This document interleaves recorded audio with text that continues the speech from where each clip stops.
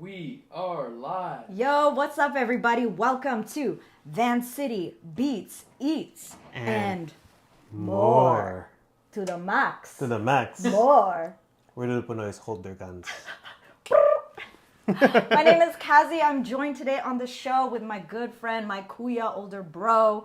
This is Arthur, a.k.a. Arthurstorm, a.k.a. Artattacks, a.k.a. anything else. Fill in the blank. This is our special guest on the show today. If you are tuning in for the first time, the show is all about covering the music, food, art, and creative scene, all the dope people who make up our community and who are creating a thriving arts and cultural scene in Vancity. We are here on the unceded ancestral lands of the Musqueam, the Tsleil-Waututh, and Squamish First Nations, of whom we have utmost gratitude, respect for being the protectors and stewards of these lands.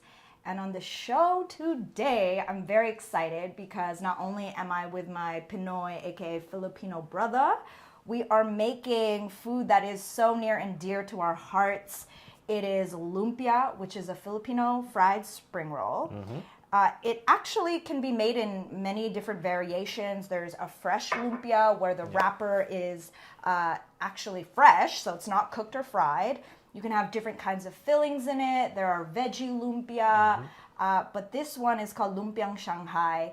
It came to us from the Chinese at some point in time when the Chinese had occupied what is now known as the Philippines. And this is my mother's specific recipe. Talk to any Filipino, they will argue that their mom makes the best kind of lumpia. Yeah. But, you know, my mom is like 65 now. She's been making this recipe for like 30 years or 40 years.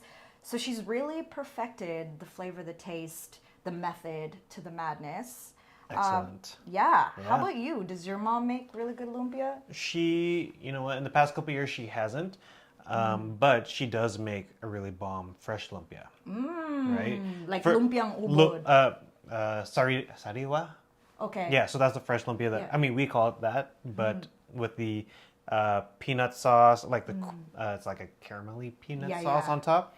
With they like it a more lettuce. sweet than the usual, like, what do you call this, Viet or Thai version. Yeah, Yeah. exactly. So my mom doesn't do, like, we just buy lumpia Shanghai because, you know, easier. it's so much easier than rolling up the little ones. But the big ones is the ones she makes, and those are the ones that I love.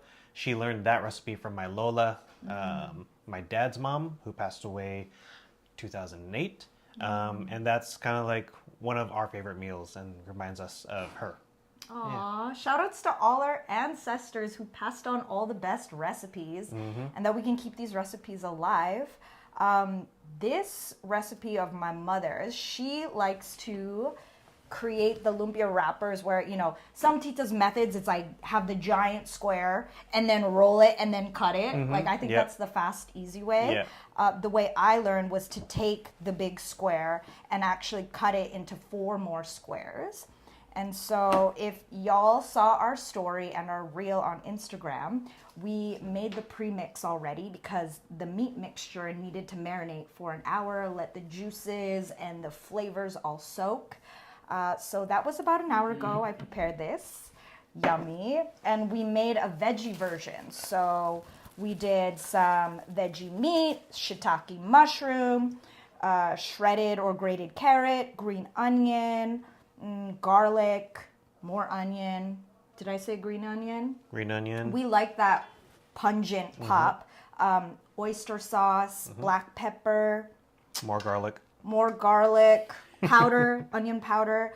Oh, and the thing that we're going to do, I'm going to do this while maybe I can get your help to start peeling these. Because the thing with these is you buy them frozen or you can make them fresh. I have no idea how you do that, but we buy them frozen and then you defrost it and then they start to dry out pretty quickly.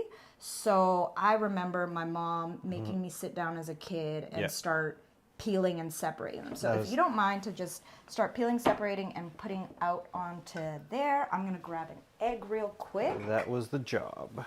That is the job. Do you remember how old you were when you first started making the loops? Oh, I don't know. You know what? I got to admit that I was spoiled and, you know, we did these little jobs, but I never got to do it because it was always so well done by my Lola and my mom that I didn't touch it. Oh, so you were the taste tester. Oh, exactly. Quality control. Quality control. Right out of the fryer. Yep. I'm there to sample. The sample. Amazing. Let me just. And then grab speaking of the fresh, even this kind of lumpia. Yeah. From what I understand, it's like making a crepe, Yes. right?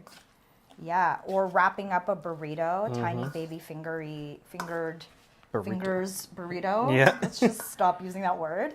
So Arthur, for anyone who doesn't know this beautiful, amazing human being, he is a b-boy first and foremost, an artiste, a dancer. He is a community organizer. He has thrown so many battles and jams for the Surrey, Vancouver scene. I mean, I guess you would also include New West and Burnaby. New West, Burnaby. All of that. Yeah, yep. And is now also a recent registered counselor. Yep. Yeah.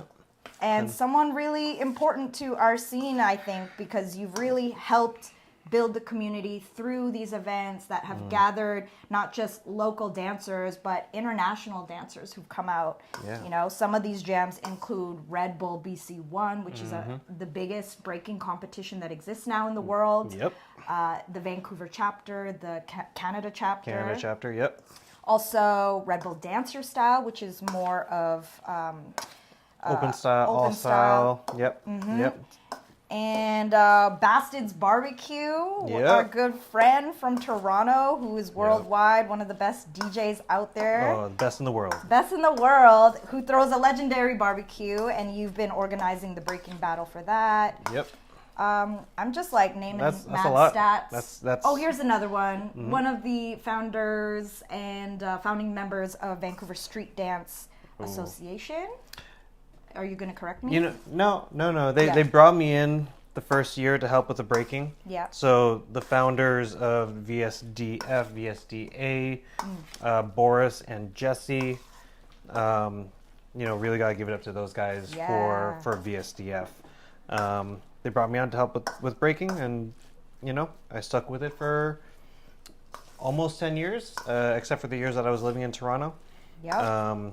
But yeah, we had some crossover there when I was also on Vancouver Street Dance Association, helping organize the annual festival, which was super fun. And a couple of the other smaller jams that came in between, like what was it, Ladies First, and Honor Roll.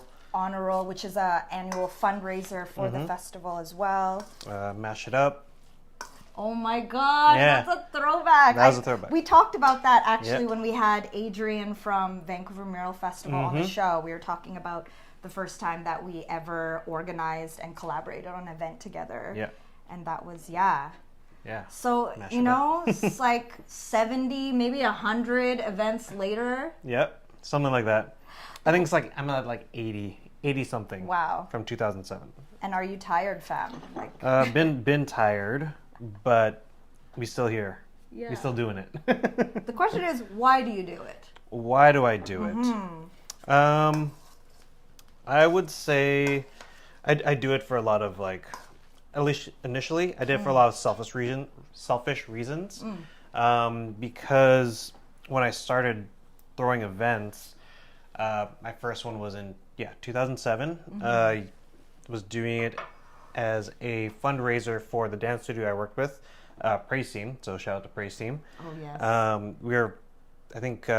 We're going to California for one of their first international competitions, Maxed Out, and I think that was in Long Beach. So I threw a jam then, and I think we made like $300 to send that went towards maybe our plane fight, our flights or whatever.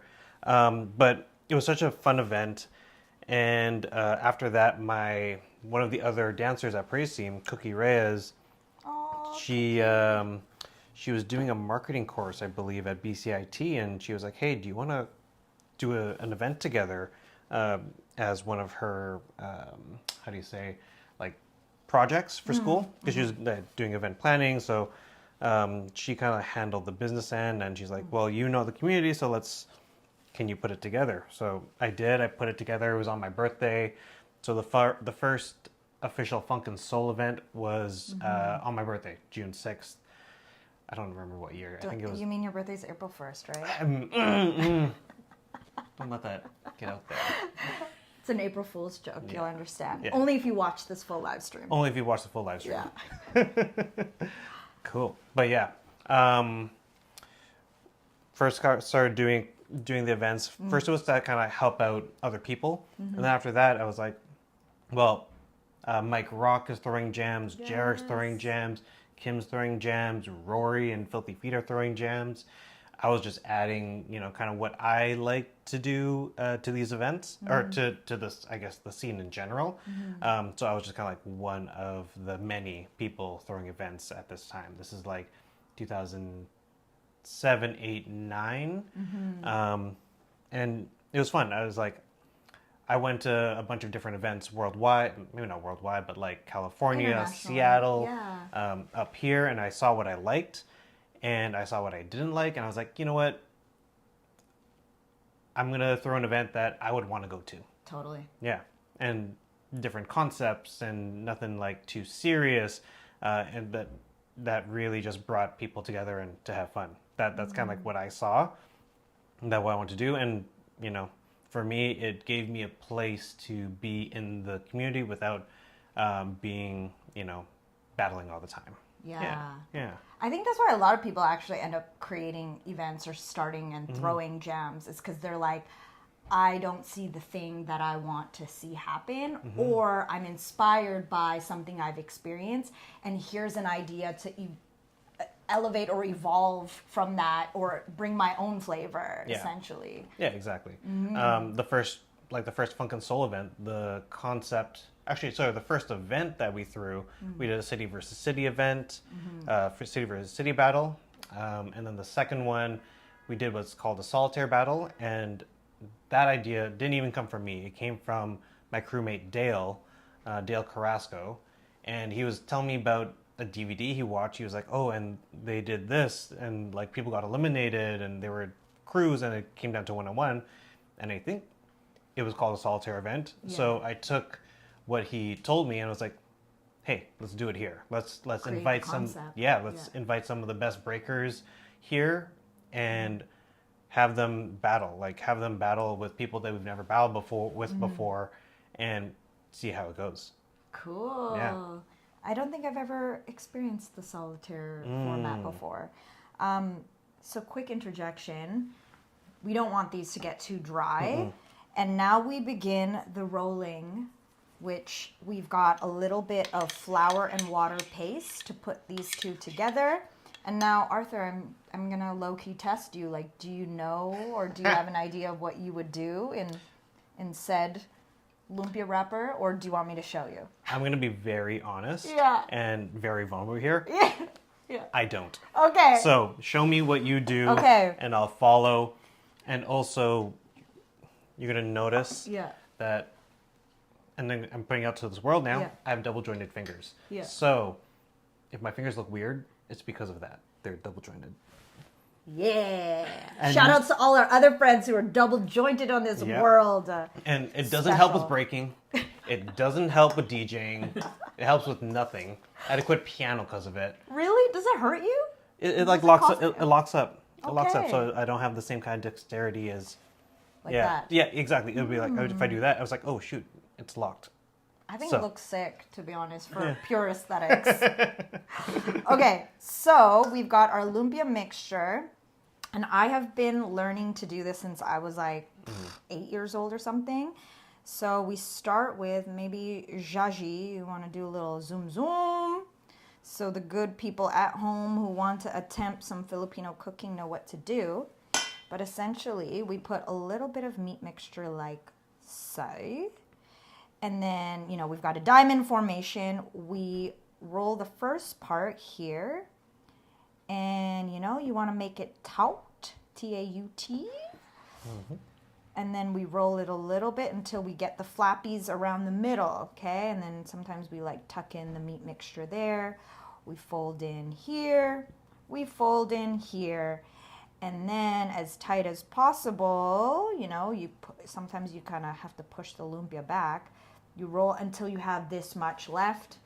Little dip in the flour water paste. And then complete the roll. And that, my friends, is my mother's style. Shout out to Tita Erla. Beautiful. This is, you know. That's textbook. That's textbook / you know, the real test comes after we cook it and that it don't fall apart. So, Arthur, now let us do it together. Let's see. Let's put do you mind to pass me one of those plates there? We're going to put the completed lumpia on this side. Maybe you could just start putting yours there and then I'll transfer it over to the plate. Sounds good. Yeah. Let's do it. Okay. So, we were chatting community organizing. We were chatting about why you do it, which you had said, you know, you wanted to create something that you yourself wanted to attend. And actually, before you arrived today, I was, both Jamal and I were watching an interview that you did with Cypher Beasts. Oh, yeah. Are they based out of Portland? Portland, yep. Shout out to Tony. Yeah, Tony. Yeah. I love that he really asked you to, I'm like eyeing what you're doing now, and I'm just like Tita mode, like, I know. Ano ba yan? What is that? What is that? It's like, I filled it too much. You filled it too much. And here's another trick for all you humans watching, is that you don't want it too thick because when we're doing a shallow fry with some vegetable oil after we roll about 30 of these, is that you want the whole thing to cook all the way. And if you make them too fat, P-H-A-T, fat, it's not usually a good thing because then the middle won't cook properly and it's not fun. So, yeah. We'll just push some out. Just push them out. I'm gonna push some out. You could put a little bit back in. Love it. Okay. Love it. Like, you know, we'll put this here as the model. Yeah. I'm gonna look at that and be like, I'm gonna look at that, you know. But real talks. Let's start again. Yeah. My mom made me sit there while I watched shows, or she had telenovelas like Filipino, Spanish, Mexican soap operas on. And then, got me practicing and rolling until I could do them like her, you know? But yeah, we were saying, I was watching the thing, Oh, and that you were really breaking down on this video, which I thought was such a great resource to our community, especially anyone who is interested in throwing a jamming event. You really break down, like, how to organize a battle. Like, everything from marketing to venue to budget and things that you've got to consider, which you've learned in, you know, how many years? 15 years? 15 some odd years, of organizing. Yeah, that was a really cool interview that I did with Tony, and he really wanted to kind of get into the weeds of, like, what does it take to throw an event, kind of on a local scale, right? Obviously, when you get a little bit bigger, it's all right. Good job. It's all right. Yeah, it's a little loose. I feel you know, you want to just, like, it's taut, T-I-U-T, taut like a toy cup. You know? Toy. There you go. You were saying? But so he wanted to get into the weeds of it. And, you know, obviously a big event, like, for example, like VSDF or Red Bull, requires a little bit more than, you know, just you yourself. You have a team to work with you to do marketing and kind of like setup and logistics and, you know, making sure everybody gets paid if you could do that, because we know in the street dance community that's tough sometimes. But, you know, we're striving for that. We're striving to make sure that all the artists are compensated and taken care of and treated like artists. Like artists, exactly, like professionals. Like professionals. My question is, who taught you this? Like, you know, who paved the way for you to understand and learn that? It was a lot of self-taught. You know, I went into, I took a couple courses at BCIT in event planning, and then I dropped out. Then I moved to Toronto. Don't drop out, kids, but you know. I mean, unless it doesn't really make sense. Exactly. But as I was doing it, I had a couple people here and there help me out. A big one, like I said earlier, Cookie Reyes. She really kind of took the business end of it and really helped with a lot of the logistical pieces. And I was the one who kind of oversaw the event and kind of ran the day of. But as she got busier and you know, she wasn't involved as much, I kind of did a lot of the other things on my own and kind of saw what I needed to do for each event. And every time I learned something new. Yeah. Every time I lost a couple $100, I learned something new. Every time a DJ came back and was like, yo, you didn't give us a monitor. We couldn't hear anything, but we still did it. I learned something new. Totally. So it's like these little things, I learned from my mistakes. Like there's a lot of mistakes. There's a lot of things that I did or didn't do or didn't realize until somebody said something, right? Yeah.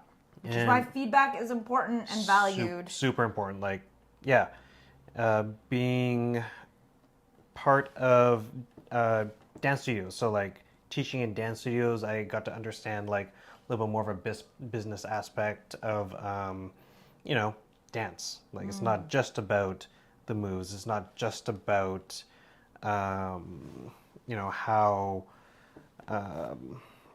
good you are. Like how organized can you be to run a class in front of, you know, these kids and their parents. Like you gotta know how to be professional and really speak to people who are in different places in the world, different places in their lives, different, I guess, positions in the community at large. Right. Yeah. Now, let me ask you a question, especially related to our culture, hip-hop culture. It's like, where is the fine line between, you know, you're profiting off of the culture when you're creating an event and throwing a jam? Because we've seen that, you know, like there are super huge jams that are high production and like so much of, especially within breaking and in the breaking world, is like being authentic, being raw. And so where is that fine line where it's like, you know, you're profiting off of the culture versus giving back? I want your hot take. Not a lot of people who are in breaking profit off the culture. Like, let it be known. I just wanted him to say that and illuminate it. Yeah, at least from what I see, from what I know, and I'm in a couple of different like smaller circles, nobody's making bank on breaking. You know, right now it's in the Olympics, and organizations, companies are investing in specific dancers, but you know, that's like them investing in any athlete, right? If the athlete is delivering what they, you know, what their deliverables are, then they'll continue to fund them. If they're not, then they'll be dropped, right? It's about keeping, how do you say, like keeping these relationships. It's a bit like when you get to that point, it's a business, right? So a lot of people who are in breaking are in for the love of it. I mean, obviously I can't speak for everybody, and I can't speak for everybody's situation, because also different countries around the world regard the arts in different ways, right? Fully. So, I mean, even within here in Canada, the difference between Montreal and how they support the arts and Vancouver, how they support the arts, it's like night and day sometimes. Totally. So It's called everybody gets taxed 15% in Quebec. yeah, And then, some of the arts gets some of that, yeah, which is great, I think. Like, spread out the love and have everybody contribute and everyone benefit, because the arts really make a society healthy and vibrant. definitely. And I know for a long time, the Korean government was putting a lot of money into breaking, and like it was a big pull in tourism, like with a lot of their dancers getting recognition worldwide. The government was like, hey, like people will come here for breakdance, for breaking, and they'll invest in that. So it depends where you are. It depends what the, I guess, situation is for the arts in that area.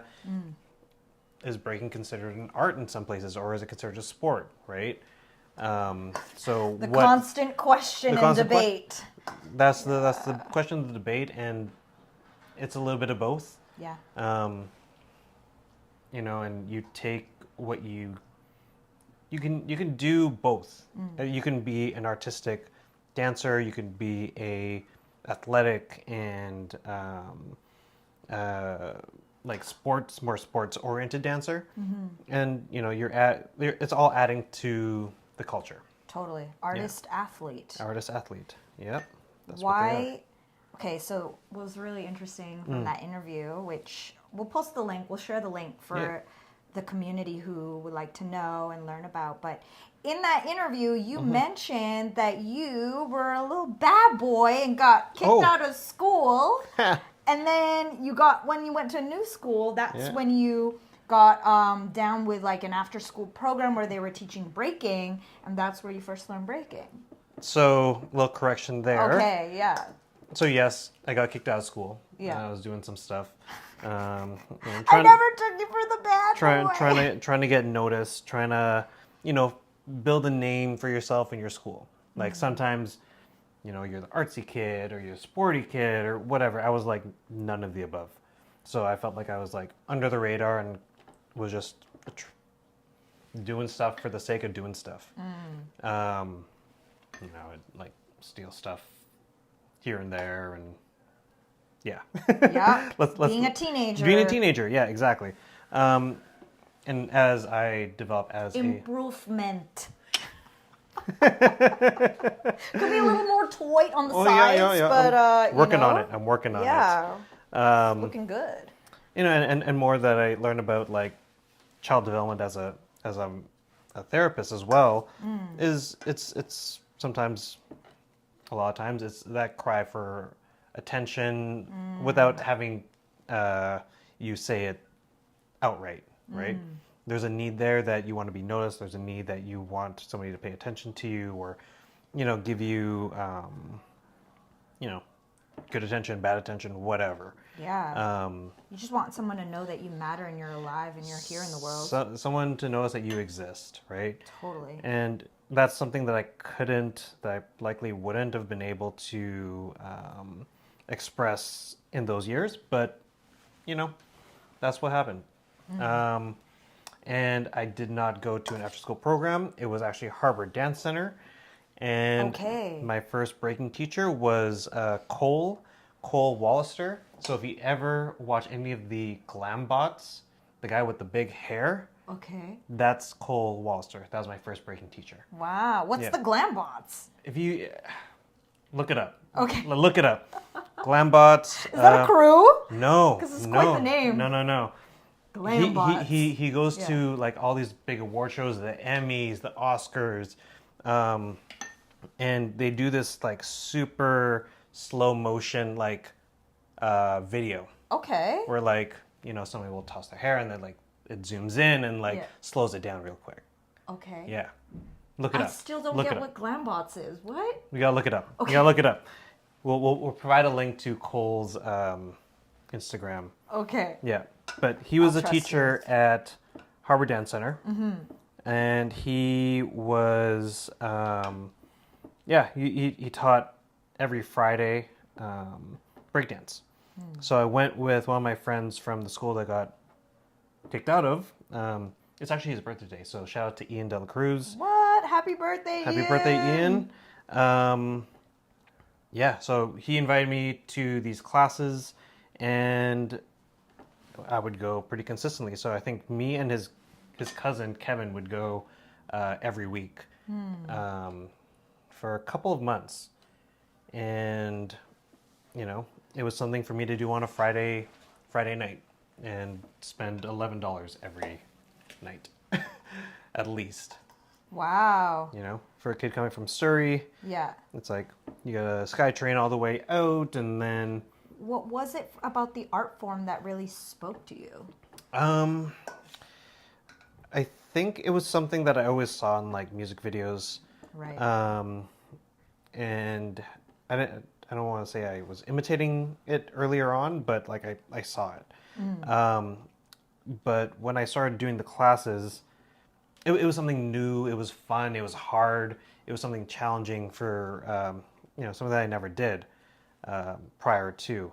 And I think at that time I was into hip hop music and you know, learning about the like the origins of hip hop is kind of what kept me going. And knowing that I was learning something that was you know, done by Black Puerto Rican kids who didn't have much in the South Bronx, right?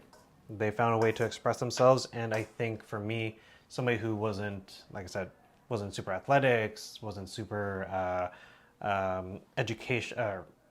academically inclined. Once I started getting good at something, it felt like, okay, cool, I could stick with this, right? It made me different than anybody else I went to school with. Nobody else was breaking, so it gave me a sense of like an identity, especially in high school when you know that's what you're looking for. You're trying to discover who you are, right? You're trying to figure out who you are, you know, separate from your parents, your family, right?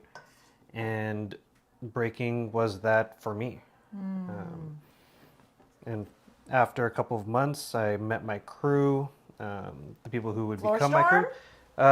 First, Funk It Up. Yeah. So, Funk It Up was Kevin, Miguel, Massa, Norman, and then a couple other folks, Richard, and we started this little crew, Funk It Up, and when we were practicing at the Guildford Rec Center under the stairs, Richard, his sister knew the guys in Floorstorm.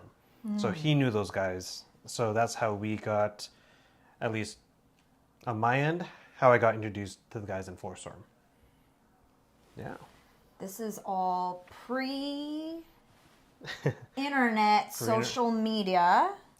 Well, not pre-internet. Pre-internet. No, we had social media. Yeah, but we did have like Vancouver Exchange, Asian Avenue, which is actually how I got connected with these guys.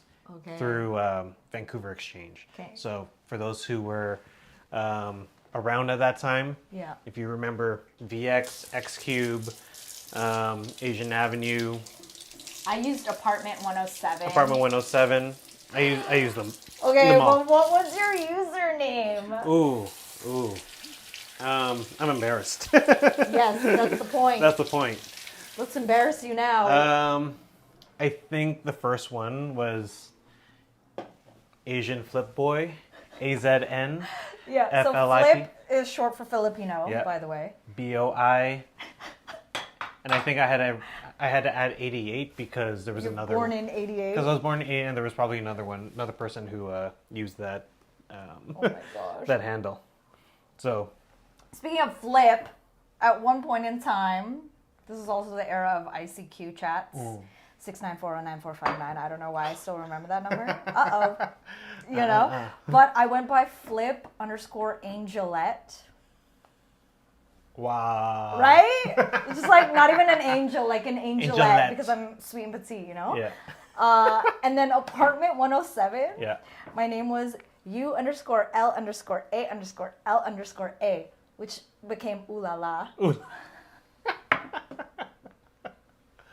Wow. Yep. Yeah. And what else were my Asian Avenue? Yeah. I can't remember. But anyways, were you somebody who knew how to HTML code and therefore had Yep. like some really cool sites? Had some stuff, and I had a bunch of friends who did it, made like really dope sites. Yeah, so you'd sometimes ask them I to give help them you. I give them my password, and they'd like do it up, and then I'd learn some coding. Yeah. Well, now it's coding, but before it was just like Yeah. HTML, right? HTML. Yeah. We all had to learn that. I remember learning that in elementary school. Yeah. Wow, look at us. Impressive. Hey. You know, how many we got? 1, 2, 3, 4, 5, 6, 7, 8, 9, 10, 11, 12, 13, 14, 15, 16, 17, 18, 19, 20. 30. Perfect. This is going to be great. I eat these things like they're freaking French fries, man. So what we're going to want to do is heat up the element. You know, you could deep fry these. My mom has always done a shallow fry. So we've got some veggie oil. Very nice. Yeah. Oh, it's brand new. Brand new. Got all these groceries yesterday on Commercial Drive. Sick. Yeah, even Jamal, if you want to come in a bit closer now, you can punch in to see what's going on. Now, my mom says a rule when you know the oil is ready when you hear the first little crackle. Yeah. I haven't done this in a while, so we're just, going to go with pure intuition. I think that's like a good amount of oil. That's nice. Yeah.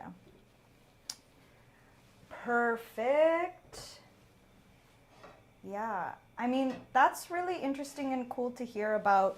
I really didn't take you for the kid who got kicked out of school, but I mean, breaking sounds like it was such a healthy outlet for you. Yeah. What's interesting to me is to see like who are the people who after like 20 years of doing it, because you said you started breaking like 2003, 2003, right? yeah. So that's been 20 years. It's like, what is it about it that like you're still part of the culture? A lot of people have moved on who had kids, families, and they're like, that's the thing I did when I was a kid. Like, what about it has kept you in it? I think I mentioned this earlier, but like a lot of it was it gave me an identity. Early on, it was like, oh, when I was fortunate enough to go back to the school that I got kicked out of. Okay. Which is an all-boys school in BC. Like to reattend? To reattend. Okay, yeah. nice. Private schools, they'll do that for you. Sometimes depends on how well formulated your letter is. But I went back, and it's an all boys. I'm a reformed b-boy now. Yeah. Let me in. I was the only breakdancer, right? Which is kind of lonely, but at the same time, it's like, oh, now you're known for something, right? So in the early years, it's like, okay, cool, like you're the only breaker here. That made me feel like I have a place. I kind of made my own place and started teaching other kids and other people in my class. But early on, it became part of my identity. Became part of who I was, and it was fun. It's super fun, and then like hanging out with my crew. Almost every Friday we're hanging out. We go to practice, go to eat after. That's something that I feel like I didn't have growing up because I went to school in Vancouver, but I lived in Surrey. So it's like a lot of times I'm in transit and going back, and there's not that time where people will go to youth group or whatever. I was having to go back and forth. Right. So I never felt maybe not never, but like a grounded place where I felt like I belonged. So with breaking, that gave me a place that was placeless. You know what I mean? It's like the community was kind of everywhere. Like once you started practicing at a place, to be like, oh, let's you guys are practicing in Surrey. Let's go practice downtown. Let's go to Robson Square. Let's go to the YWCA. Let's go to Bonzer. Shout out to Bonzer, one of the longest running practice spots. So shout out to Jamie. It gave you, at least for me, it gave me a place to be, a place to belong. And that's something that, I really cherished and enjoyed. Fully. Yeah, And you came up during a really crucial time, like what we were saying, pre-social media, where a lot of the generation now, it's like they're learning from YouTube or they're learning from a lot of videos that they saw. Whereas like this older generation era, it's like you had to acquire the tape or the DVD to learn more. Yeah, I came up in the first couple of years was tapes, and then like we'd download a couple of videos off LimeWire, SoulSeek, Napster, and then YouTube started coming about right at that time, right? So like it was kind of like the cusp of the DVD era and then into the digital era, while people like, but not everything was online, so you still had to seek out all those videos and ask the homie who had this one tape, like, can I borrow that one? Yeah. Or can you burn it on a CD that I could watch at home? What do you notice about the community nowadays who are on the come up, and like just the way that they're growing up with breaking versus how you grew up with it? There's a lot more support. Like right now, when I think of like the kids, not even just the kids, but there's a lot of support with breaking being something that's okay, that is the quick pause. This is what we want here. We want the bubbles around the lumpia. You don't want to put them too close together because they will stick to one another. Okay, like that one right here. Just gonna be careful because oil is hot. Get our tongs out. That one was yours, I could tell, Arthur. Yeah, it's gonna fall apart and no, we have faith. I think it'll stay. It'll work. It'll be fine. So I've got the heat right now on like 6, so medium heat. We don't want that too hot. And so you were saying that younger b-boys or breakers nowadays have more support. Yep. I mean, there's a lot of classes now. Like, there's a lot of people teaching. So the access to breaking is a lot wider than it was before. It's more available than it was before. And it's in the media's eye with the Olympics and, movies. Like, I mean, when I was growing up, coming up, we had movies like Step Up and like, as You Got Served. You Got Served. Yeah, that was Such the classic. one. Yeah. And as corny and whatever as those movies might have been, they still showed people breaking. Like, whereas prior to like these movies, unless you had access to Beach Street, unless you had access to Fresh as Kids, you didn't see it in that light, and you only really saw it in like little clips in music videos where, somebody's doing a flip or a 6-step in this music video. Music videos like the Run DMC, Jason Nevins, It's Like That. It was a huge one where it showed a lot of breaking, but not all of the videos were like that. So now that it's easier to get access to footage, people can learn a lot quicker. Yes. Do you feel like it's changed? Okay, so quick interjection. We've now flipped the lumpia. This is the color we're going for, golden brown crispy. Everything is cohesed and together. It's not falling apart. This is what we want to see, y'all. Yeah. I'm actually surprised with myself that I'm doing this pretty well. Because like trying to interview someone and have a chat while cooking at the same time is like... multitask. Multitask doesn't exist. You're switching. You're switching between two things, right? Yeah. So, very impressive. I love when you come in with the brain stuff on me, especially with what you've been studying and what you've learned as a therapist and a counselor. Okay, so back to my question was... Do you feel like, okay, it's great that there's the accessibility of the art form for people to learn. Do you feel like there's been a shift maybe in like the artistic expression? Is it better? Is it diluted? Is it... I mean, from my opinion, breaking has gone in so many different cycles of like, oh, we're doing this because this is all we see, right? You imitate what you can see, and then there was an era where everything had to be original, Right. but they weren't necessarily dancing on beat. And if you were dancing on beat, that was your thing. Like you didn't do the hard moves because you were the dancer, or you're the power mover, or you're the guy that does like crazy blow-ups. So you do what you see, you know what's available because that's what's being shown to you. Now with breaking being widely available, like people will do what they see. They'll see these well-rounded b-boys and be like, that's what I want to be. And now with the Olympics and things like that, now there's a judging system where you need to hit this, this, this, and this. So if that's the kind of breaker that you want to be and you want to compete in those circles, that's what you're going to do.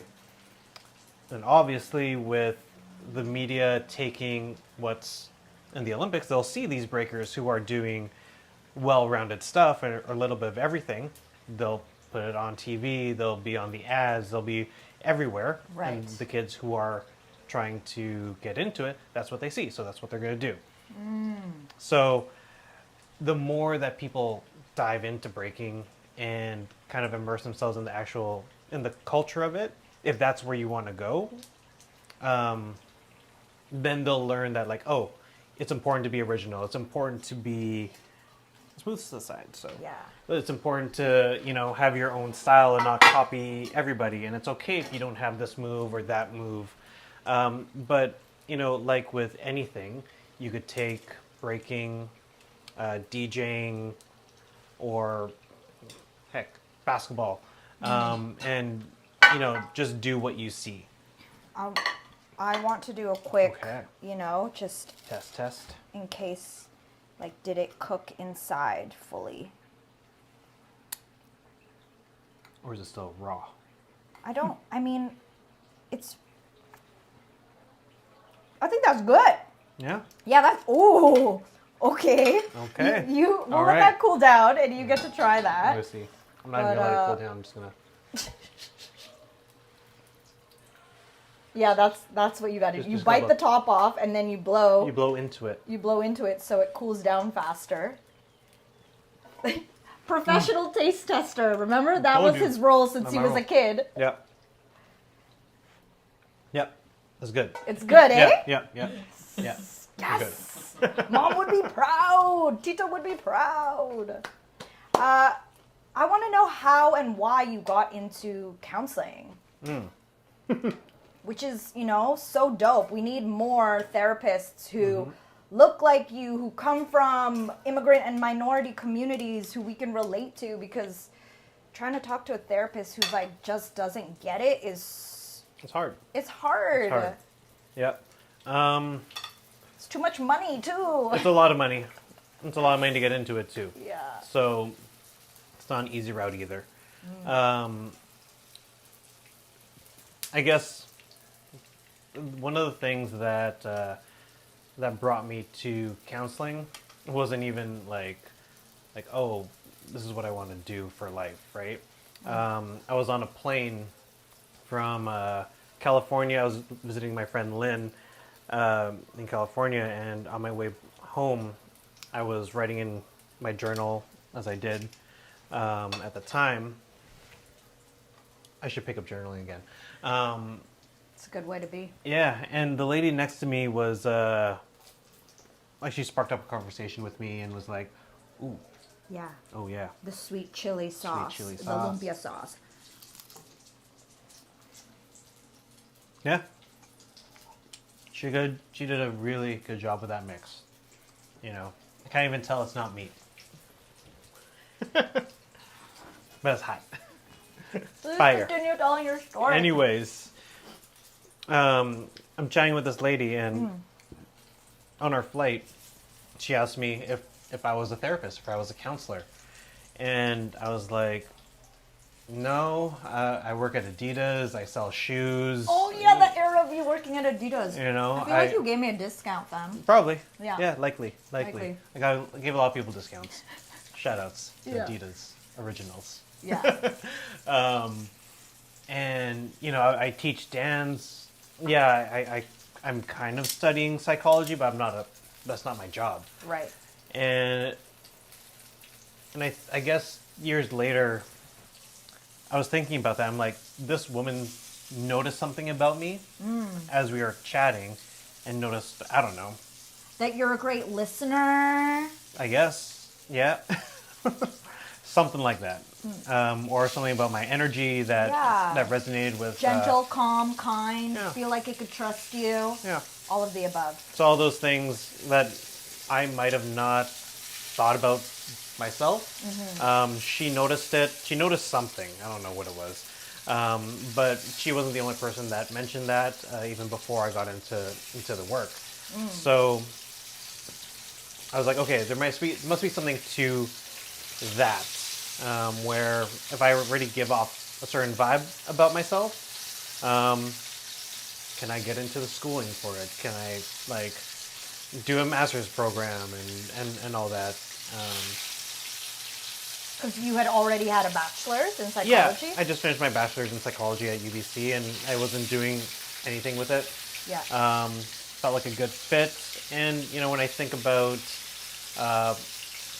my friends in my life who've come to me when, you know, breakups and hard things, and, you know, people confided in me, and I consider that to be a huge privilege. For sure. Maybe there was something about me that allowed them to confide in me, right? All the things that you named, it's hard for me to name those myself, just because a lot of times you can't name what you have, right? Somebody else has to see it and say reflect it back to you. Exactly. So you went through your program. Yep, went through my program through COVID, which was nice because I was able to study and like not have to worry about events and things like that, and I was able to kind of like put a lot of my focus into it. And yeah, it took me about 3 years, and here I'm at. Wow. I'm What do you feel has been the most valuable to you from what you've learned from that, especially applying it to like the community that we're in and that you choose to serve? I mean, because I'm super new to my practice. Like, you know, it's hard to say like how I'm going to apply it, but understanding that if I'm talking about hip hop, a lot of hip hop, the 4 elements of hip hop are therapeutic in different ways. Like you could say that they are, how do you say, it's artistic expression, right? Yes. And expressive arts therapy is a thing, but a lot of times hip hop is not included in that conversation because it's a culture that came from the black and brown people. Is that part of it, right?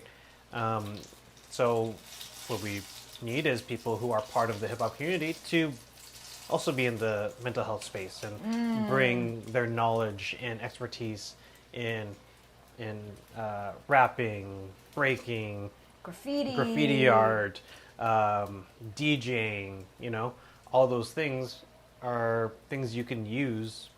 And I think, you know, as practitioners, we know that it is therapeutic. We know that it's there, but nobody ever says that like, oh, what you're doing is expressive arts and you're actually helping process emotions and feelings through it.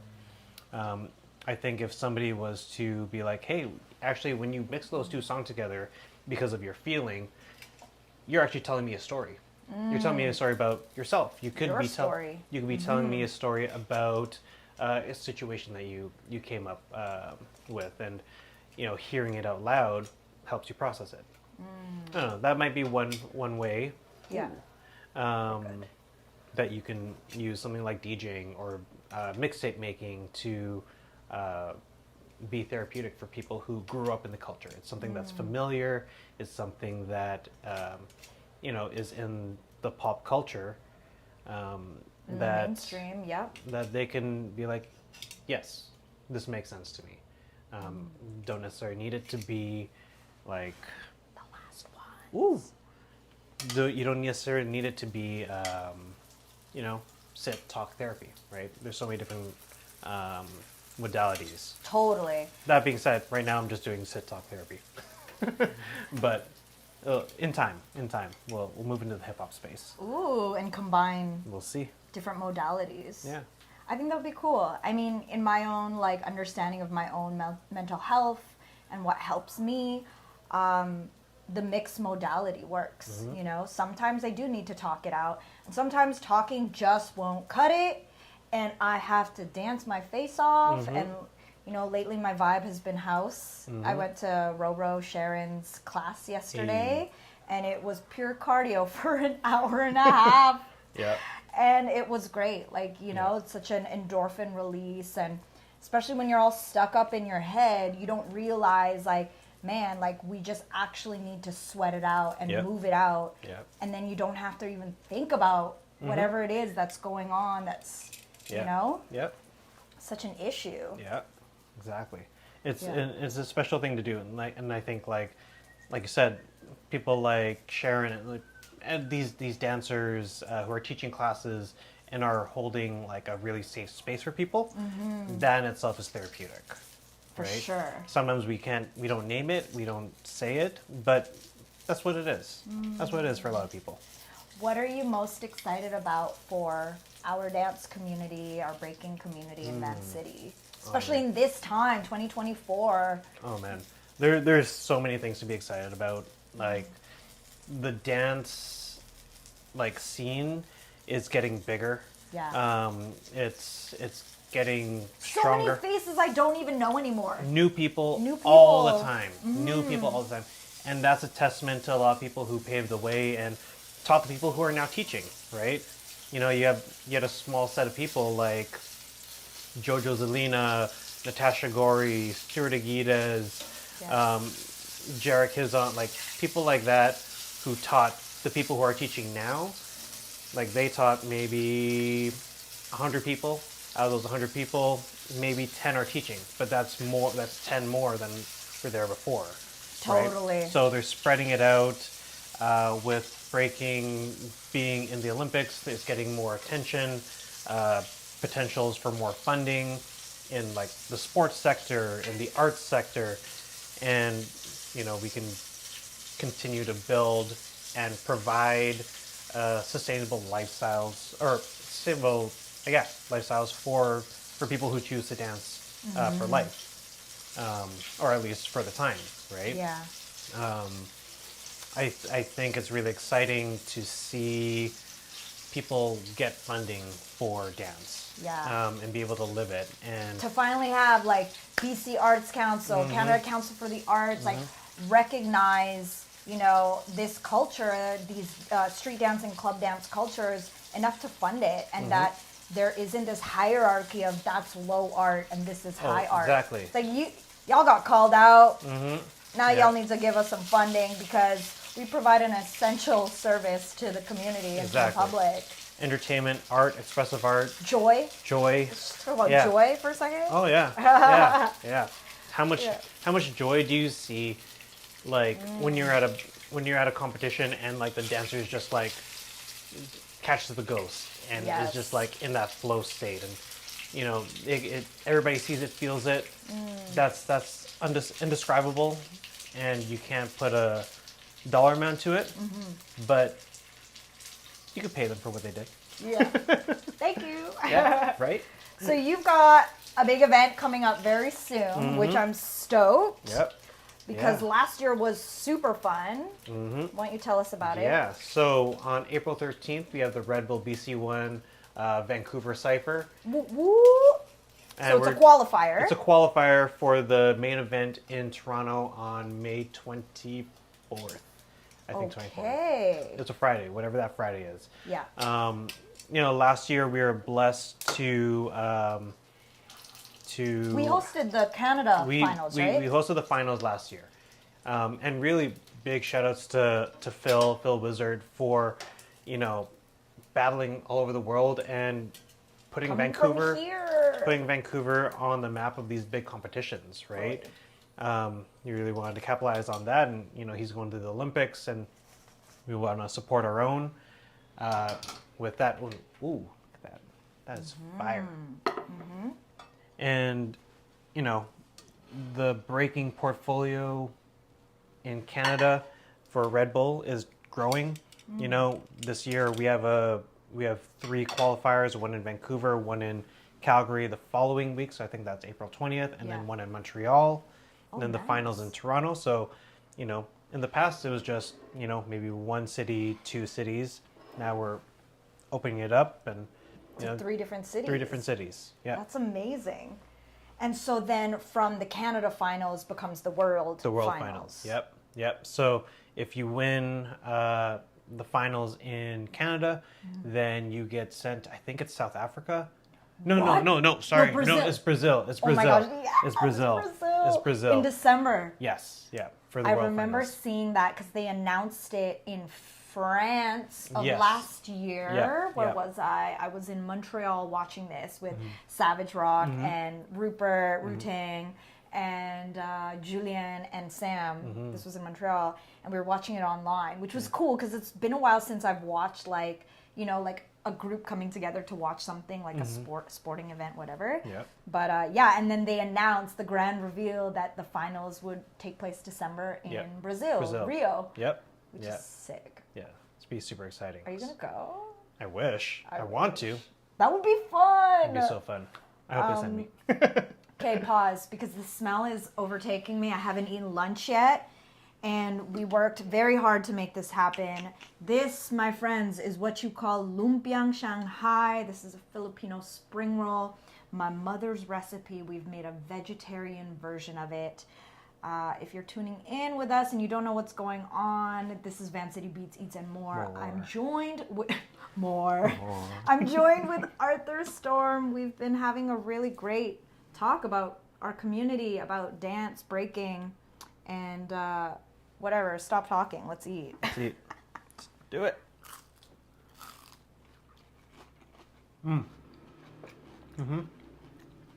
I think this is always my face when I eat. Oh, that's fire. That's good. Like, can you tell it's not meat, fam? No, right? Nope, no difference. Lumpy dance. Yo, so at family parties, my mom would make like so much. She'd have to hide some of it, keep it under a paper towel. This is for the party. And then she'd slowly come back and just refill. Because if she put all of it out, it's gone. Gone. Yeah. Like that. And then your cousins that show up like 3 hours late, they're like, is there any more? Exactly. No. But if you were lucky and you came to my mom's house, then she'd be like, yes, I hid it. But what's great about these is you can roll them up and then you freeze them. Yeah. And then that's how you cook them. Is like you want to cook them either fresh like we rolled them, or after they just come off the freezer, you just break them up and then throw them in the hot oil. Yep. Whoa. Oh, that was very hot. We got the ones in the center. Those are the cooler ones, I think. Okay. Vancouver BC 1 coming up soon. I'm trying to talk while the thing's not burning my mouth. Yep. Who is DJing? Like, who's judging? Yep. So we got DJ Flip Out doing the prelims. That's our boy. DJ Flip Out. DJ J-Lo DJing Also our boy. from top 16 to finals. You know, really dope, up and coming. DJ, also event planner, producer, who's really young and hungry to get things going for the city, you know? So I'm really excited. I appreciate the club nights he's been throwing because we need the club, man. Yep, check out the Cypher Nights at Good Co. Every I think it's once a month on Thursdays. Once a month on Thursday, yep. And then judging, we got B-Girl Momo. My sister, my Japanese sister. We got one of the illest B-girls out there. in the world. Period. We got Complex Ash. Originally from Tacoma, Washington. Dance Brooms, Hood's Crew. Which, quick sidebar tangent.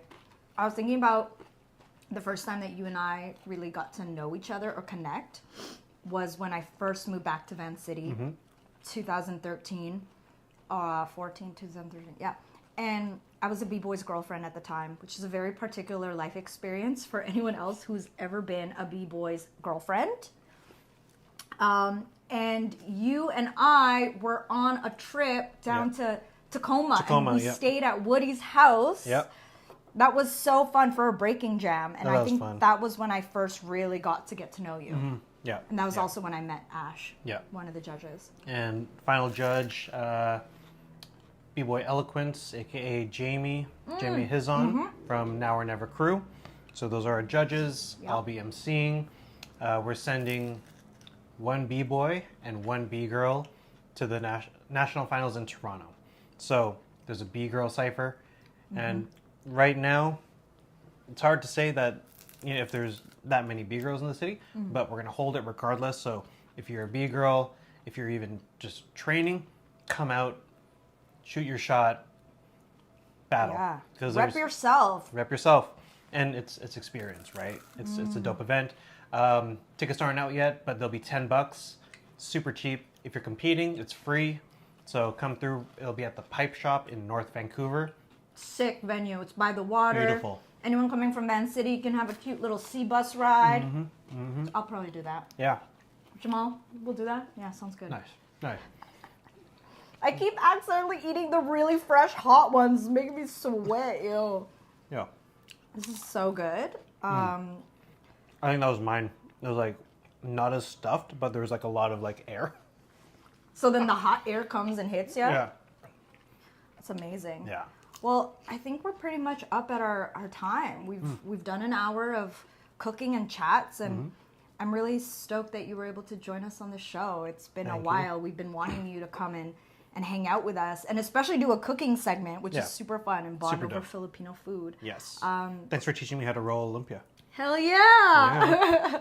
Learn a new skill today. Exactly. So once again, this is Arthurstorm, aka Art Attack, aka Artie McFlarty, as I like to call him. No one else can call him that. My name is Kazi. For everyone who's been tuning in or watching the replay after this, thank you so much for joining us. This has been Vancity Beats, Eats, and more. Hold more. on. Oh, more. More. Yeah, more. Hot.